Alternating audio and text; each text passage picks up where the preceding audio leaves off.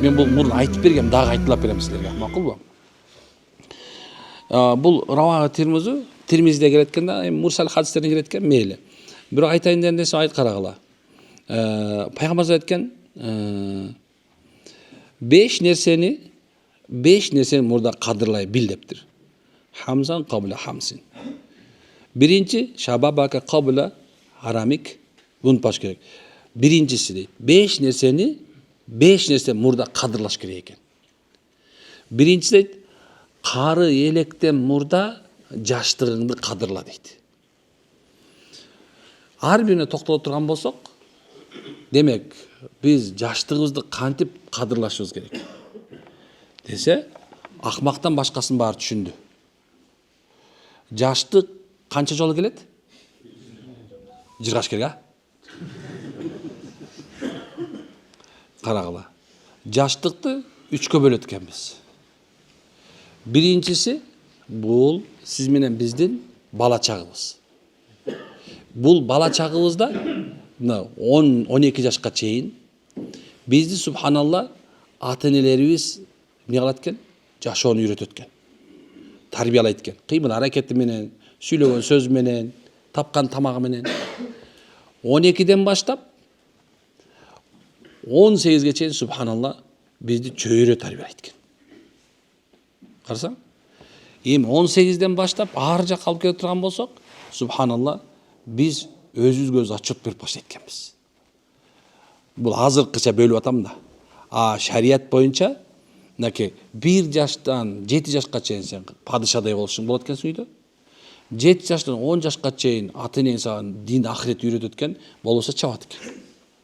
12-ден кейін бір дағы ата баласын чапқанға ақысы жоқ екен. Bir дағы қызға да балаға да чапқанға ақың жоқ. Сен аны субханалла не қылшың керек? Аны сен тарбиялашың керек. Қантип? Жизненный опытыңмен, тажирбаңменен. Екіншісі данышмандылықменен. Üçüncüsü дос болады екенсің анымен. Çünkü баланы 12-ден чабыш өзі дұрыс емес. Эмне үчүн айтып атам? Анткенсе ушу жаштыкты эми 3-кө бөлүп карайбыз. Биринчиде сиз менен биз жардам беришибиз керек жаштык кадырлаш үчүн.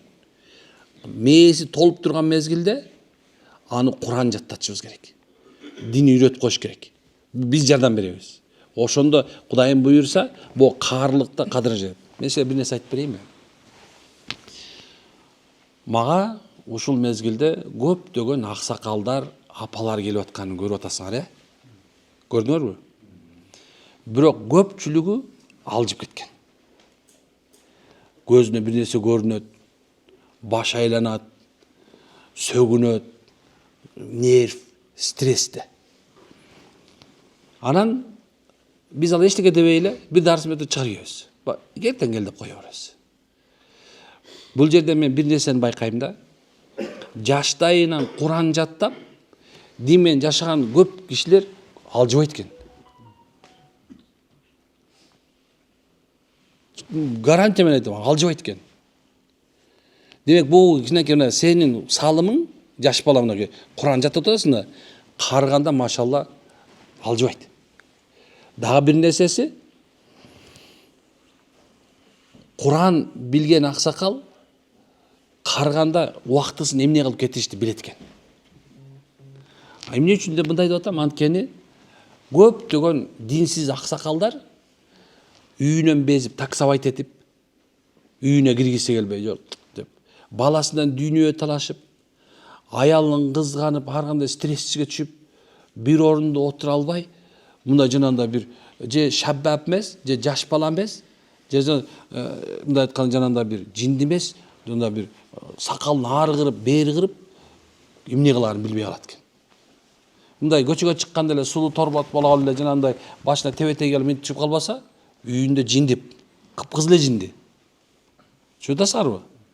Демек, машалла, сиз менен биз жаш кезден балдарды Куранга тарбиялап койсок, карганда отуруп алып Куран окуп отурганда эркек кишинин, аял кишинин акылы тунук, жашоосу кызык болот. Анан дагы бир нерсе, эң негизи керек болгон нерсе. Эмне? Кадыр барк. Кадыр барк бар керек. Балаң сыйлап турса, келиниң сыйлап турса, өмүр бою жашаган кемпириң сыйлап турса, көчөгө чыксаң субхана жаш балдар сыйлап турса, мына ошол жашартат, анан өлтүрбөйт. Эгерде үйүндө кадыр баркы жок болсо, келини ыргытып чай берип турган болсо, баласы атам тажатып ийдиң, отура бербейсиңби, сага эмне жок десе, кемпири балдарына кошулуп алып, баягы жаш кезинде көрсөткөнүн көрсөтөм деп турса, жок, бул жашоо, бул кордук. Ошон үчүн айтып атам, дин менен жаш кезиңде тарбиялан, карганда субханалла мынакей, ошол кадыр барк дагы, ошол жакшылыктар дагы, жылуу чай дагы, жылуу төшөк дагы керек болсо субханалла, мынекен эч кимге мешайт бербей, чалынып өлүп калыш насип кылат экен. Ошол себептен жаштыктычы азыр кадырлаш керек деген сөз. Жаш кезиңде калжаң болсоң, карганда жалжаң болосуң дейт. Тескерисинче болушу мүмкүн. Жаш кезинде жалжаң болсоң, карганда калжаң болосуң деши мүмкүн. Эмне үчүн айтылган билесиңерби? Анткени ушул жаштыгыңды кадырлабай, илим алган эмессиң деген сөз. Бир китеп окуган эмессиң. Бир гана нерсе, бир эле нерсе саясат.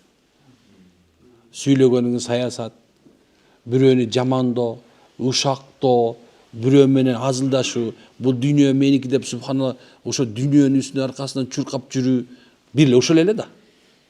Ошого чарчап стресстиң. Азыр эле мисалы, кээ бирлериңерчи 30дасыңар да, бирок 80деги чалдагыдай бояңыз болбоганыңызчы. Айтайын деген нерсе эмне болот, айтайынбы?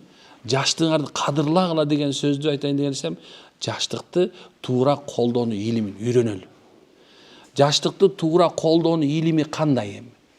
Мен жаш деп эмне кайсам да, мен даже азыркы мезгилде 50гө чыкканга чейин жаш деп калдым. 30га чыкканга чейин жаш эмес, 50гө чейинкилер жаш.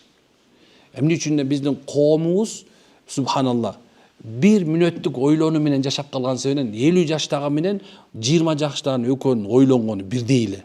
Анткени экөө тең Инстаграм көрөт да. Бир мүнөттүк релстер, бир мүнөттүк кемелер. Мисалга алса 20 жаштагы деле мыдатта 5 тебя нима күнү көрүп атат, 50дөгү да 5 тебя нима күнү көрүп атат. Ошол себептен субханалла 20 жаштан баштап, дебей мисалы 15 жаштан баштап 50 жашка чейинкилер мына жашоодо жаштыктык колдонуу сабагын укулайм. Дайыма бул сенин жаштыгың убактылуу экенин унутпаш керек. Ошол себепти эки нерсеге баа бергиле. Биринчиси бош убактыңарга, экинчиси ден соолугуңарга. Бош убактыны дайыма пайда келтире турган, бирөөнө эмес, өзүңө пайда келтире турган нерсени аракет кылуу керек. Биринчи өзүңө пайда берет, андан кийин ал бүткүл үммөткө пайда берет. Демек, убактын эң жакшы өткөрүлгөн убакыт бул сиздин китеп карап отурган убактыңыз. Жаштыкта Алла өзгөчөлүп 3 нерсе берген. Биринчиси зээн, экинчиси зиректик, үчүнчү күч кубат. Демек, зээнди, зиректикти, күч кубатты илимге арнаган гана жаш киши сөзсүз бул дүйнөдө жаштыгында эле ийгиликке жетет. Чудасыңарбы? Демек, машалла, 15 жаштан баштап 50 жашка чейинки мына бүгүндөн баштап илим алуунун жолуна түшүш керек. Экинчиси, билгиле, ден соолугу кубаттуу гана эркек жана аял үммөткө тирек болуп туруп бере алат. Эгерде кимдин денеси кубаттуу боло турган болсо, ал дене кубат болгон себебинен Алла зиректик да берет, анан жүрөктөн коркунучту алат. Эки нерсе жолобойт. Көзгө көрүнгөн оору, экинчиси көрүнбөгөн оору. Демек, машалла, денеге кубат берүү зарыл. Кубат берүүнүн 3 нерсеси бар. Биринчиси дайыма бир кесип менен алектенүү. Экинчиси субханалла, дайыма басуу. Үчүнчүсү дайыма жылмаюу. Унутуп калган жоксуңарбы уже? Муну Азирет чыгарат иншалла. Демек, байкай турган болсок, мына ушул 6 нерсени жашоого алып кирсек, машалла, каарлыкта Алла сиз менен бизге эмне берет экен? Кадыр барк берет. Эми караңыздар. 2 нерсе бар. Дайыма муну кылуу керек. Канча нерсе экен? 2 нерсе. Биринчиси адалдан жөө. Экинчиси ысырап кылбоо. Бирөөдө дубаң сөзсүз кабыл болуп турат, экинчисинде сенден байлык качып кетпейт. 2 нерсени кылган адам жаш кезинде карганда өкүнүчтө жашаган болот. Биринчиси аялы начар болуп калган болсо, тандоосу начар болуп. Экинчиси ысырапкор болгон болсо.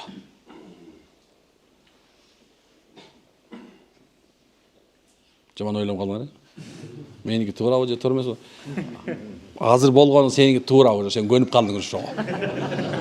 Макулбу? Анан туура эмес тандап алып турмун дебегиле. Кайра башташ керек эмес. Макулбу? Баарыбыз эле субханалла экен. Ошол нерсе. Бул мен айтып аткан нерсе жалпы уламалардын бизге берген жакшы насааттарынан, хикматтарынан.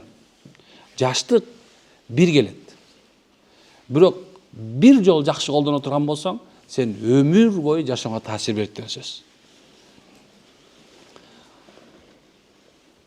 Адамдарда бир жакшы бир түшүнүк бар. Анан бир жаман түшүнүк бар. Адамзатта. Биринчиси бул жаман түшүнүк ушуреки дайыма өзүн сүйүшөт.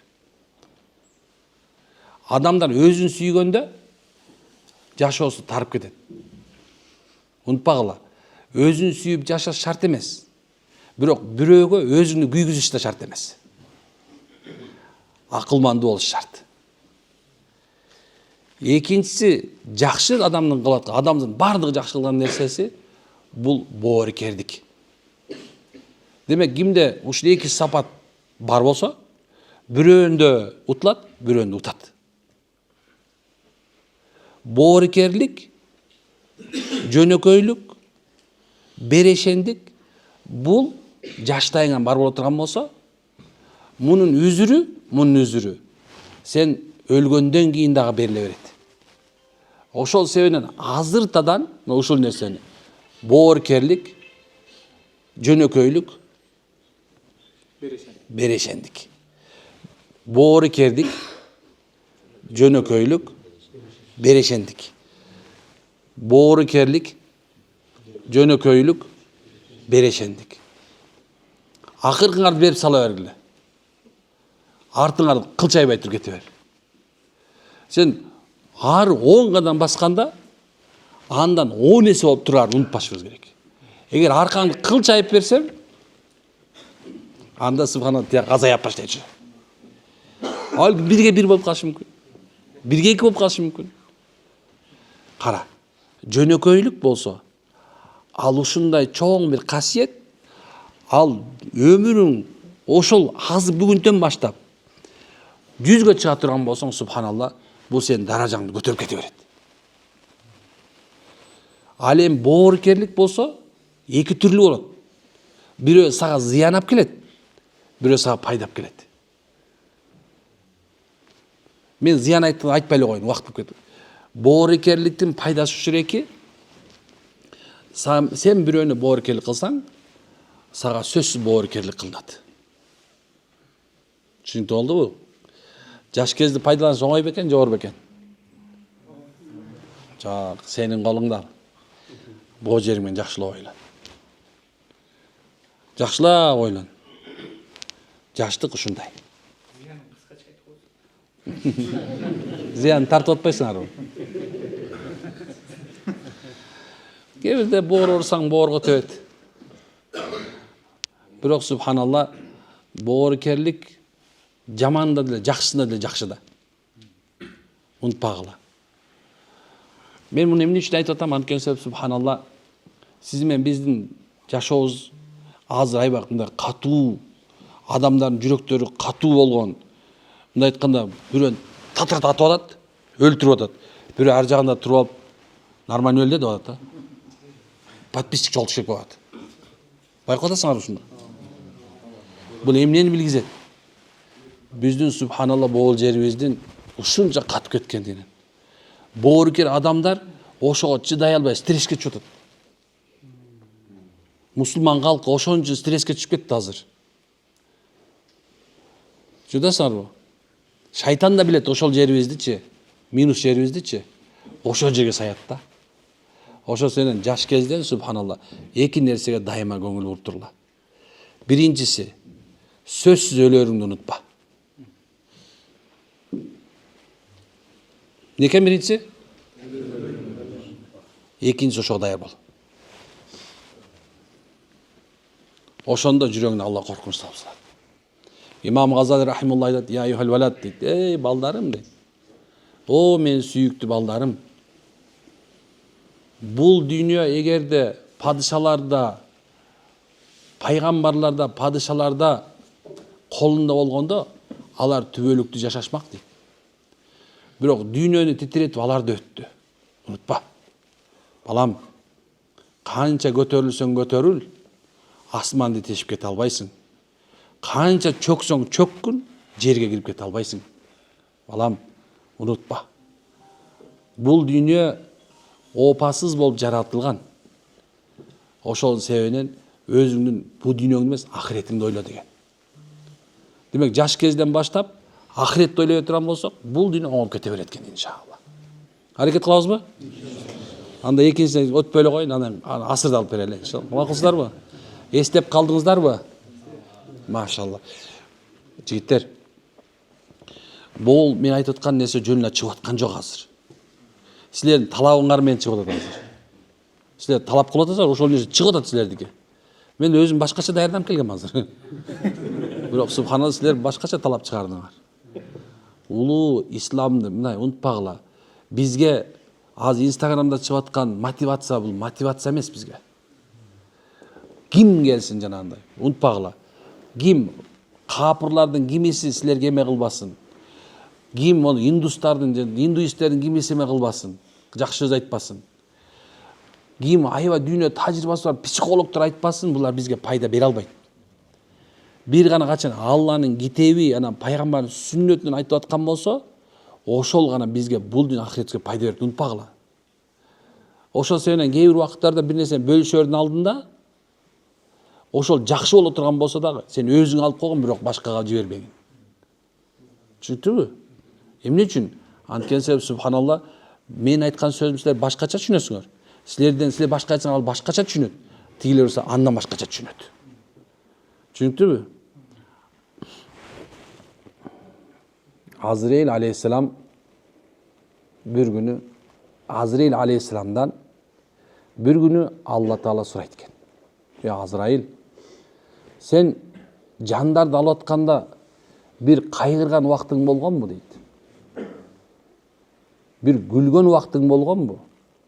Bir корккон убактың болгонбу десе, Azrail aleyhisselam айтат экен: "О Аллах, мен bir күлдүм" дейт. Bir ыйладым, bir корктум дейт. Алла билип тур, айт дегенде, Azrail aleyhisselam айтат: "Сен мага bir күнү жан ал дедиң. Мен ал жерге барсам, ошо мен жанын ала турган адам өтүкчүнүн алдында туруптур. Анала өтүкчүгө: өтүкчү, момундай зыңкыган бир өтүк тигип берчи, эмдиги жылга чейин кийин" деп. Мен күлдүм. Түшүндүңүзбү? Мен күлдүм дейт. Аз жанын алган адам дейт, мынча. Эмне өтүгүн колун ал электе жанын алып койдум дейт. Мен адамдарга таң калдым дейт. Эртең кийбей турган өтүктү жоголтканда дейт. Күлкүм келди дейт. Каткырдым дейт да. Эртең билбей туруп, эртең жейм деген бул ким дейт? Эртең жейм деген ким дейт? Эртең кийем деген ким дейт? Акмактан башка эч, ошо акмакчылыгына күлдүм дейт. ар жагына барсам, сен өкүм кылдың. Bir жерге барсам, bir полянын четинде bir аял төрөгөн атыптыр. Мен ал аялдын төрөгөнчө күттүм. Төрөгөндөн кийин ошол аялдын жанын алып койдум дейт. О Алла, мен ыйладым. Bir баланы чөлдө калтырып кеттим. Мунун тагдыры кандай болор экен? Дегенде Алла айтат: "Ey Азраил, сен ыйлаган баланы дейт, мен ырыскыланттым, мен чоңойттум, bir жердин падышасы кылдым" дейт. Мен bir жерге бардым, жан алганы, барсам дейт. Сен ал деген, жан ал деген, ал аалым экен дейт. Ал ушундай элдерге вааз кылып, акыйкатта чакырып, элди тарбияга салып турчу экен. Мен корктум дейт. Азыр мен жан алып койсом, булардын баары адашып кетет эми. Мен эмне кыларын билбедим дейт. Бирок сен өкүң болсо мен жанын алып салдым дейт. Алла, мен корктум. Дегенде Алла айтат: "Ооба" дейт, "туура. Сен корккондой эле болду" дейт. Мен ал аалдын жанын алып салдым дейт. Ошол элдин баардыгы тең субханалла адашты, мен ал элге бала жөнөтүп салдым дейт. Ошол сенин пайгамбарыбыз bir аалымдын өтүшү bir айылдын өлгөнүнө караганда жаманыраак деп айтат. Айтайын деген максат эмне? Жаш кезиңерде эле субханалла күлө турган, ыйлай турган, өкүнө турган нерсеге кирип кетпегиле деген сөз. Түшүндүңбү? Оми субханакаллахумма ва бихамдика астагфирука ва атубу илейк.